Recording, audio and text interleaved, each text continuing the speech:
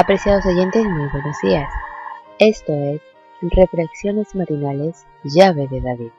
Para nosotros es un gozo empezar juntos el día estudiando la palabra de nuestro Padre Eterno, a quien rogamos en oración nos dé de su espíritu, entendimiento y comprensión para el tema de hoy que se titula Llamamiento de Abdías.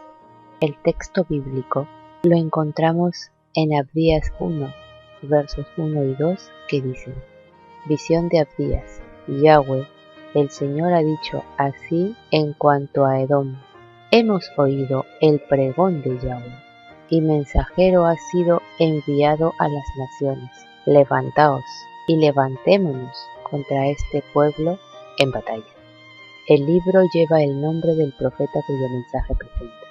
Abdías, que en hebreo significa siervo de Yahweh, era un nombre común entre los judíos de los tiempos del Antiguo Testamento. Aunque se llamaban Abdías una cantidad de personas de los tiempos del Antiguo Testamento, ninguno puede ser identificado con certeza como el autor del libro profético. Algunas referencias al reino de Judá indican que Abdías pertenecía a esa nación. Siendo que Abdías no identifica a los reyes durante cuyos reinos ministró, como lo hicieron Oseas y otros, solo dependemos de la evidencia interna para determinar la fecha del libro. La solución del problema depende de saber cuándo sucedió el saqueo de Jerusalén, a que se hace referencia en el verso 10 al 14. Según una opinión, eso sucedió cuando Jerusalén fue conquistada por los filisteos y los árabes. Se da por sentado que los edomitas estaban incluidos en el término general árabes, en vista de que durante el reinado de Joram se rebeló Edom contra el dominio de Judá. Esto ubicaría la profecía de Abdías en el siglo IX a.C. De acuerdo con una segunda opinión, Abdías se refiere a las calamidades que cayeron sobre Judá en el tiempo de las invasiones babilónicas, lo que culminó con la destrucción de Jerusalén en el año 586 a.C. La similitud del reproche de Abdías con el de Jeremías y el de Ezequiel contra Edom se ha empleado como una razón para apoyar la última fecha. Este comentario favorece la fecha posterior, pero lo hace admitiendo la posibilidad de una anterior. El libro describe el castigo que ha de venir sobre Edom a causa de su crueldad con Judá durante un tiempo de crisis, y el triunfo final del pueblo y del reino de Yahweh. Los edomitas eran descendientes de Esaú, el hermano de Jacob. La hostilidad que existía entre los edomitas y los judíos era extremadamente enconada, como lo son muchas veces las riñas familiares. Esa hostilidad había existido por mucho tiempo. Se derivaba probablemente del incidente de la primogenitura. Recrudeció cuando los descendientes de Esaú negaron su permiso a los hijos de Israel para que pasaran por su tierra camino a Canaán. Esa enemistad se hizo notar en las guerras que Saúl riñó contra los enemigos de su pueblo.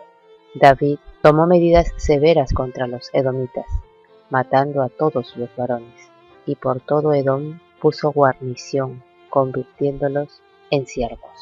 La discordia entre los dos enemigos siguió con el hijo de David, Salomón.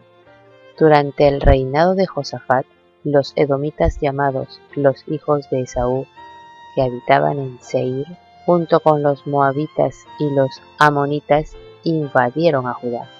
La independencia que perdieron en los días de David la recuperaron en los días de Joram. La lucha entre Edom y los israelitas se reanudó cuando Amasías de Judá atacó con éxito a los edomitas, tomando su fortaleza de Sela y matando a muchos de ellos. Estando solo parcialmente subyugados, volvieron a atacar a Judá en el tiempo de Acaz. Cuando Jerusalén fue destruida por Nabucodonosor, Los edomitas se regocijaron por las calamidades que sobrevinieron a Judá. Después de anunciar la destrucción de Edom, el profeta se refiere a las promesas de restauración de Israel. La casa de Jacob recuperará sus posesiones y extenderá sus límites. La apostasía introducida durante el reinado de Jeroboam se fue haciendo cada vez más pronunciada, hasta que finalmente resultó en la destrucción completa del reino de Israel.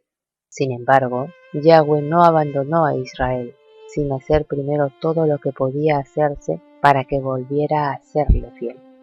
A través de los largos y oscuros años durante los cuales un gobernante tras otro se destacaba en atrevido desafío del cielo y hundía cada vez más a Israel en la idolatría, el Altísimo mandó mensaje tras mensaje a su pueblo apóstata.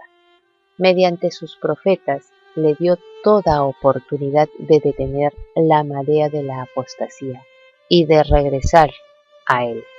Durante los años ulteriores a la división del reino, Elías y Eliseo iban a aparecer y trabajar, e iban a oírse en la tierra las tiernas súplicas de Oseas, Amós y Abdías. Nunca iba a ser dejado el reino de Israel sin nobles testigos del gran poder del Eterno para salvar a los hombres del pecado. Aún en las horas más sombrías, algunos iban a permanecer fieles a su gobernante divino, y en medio de la idolatría vivirían sin mancha a la vista de un Padre celestial.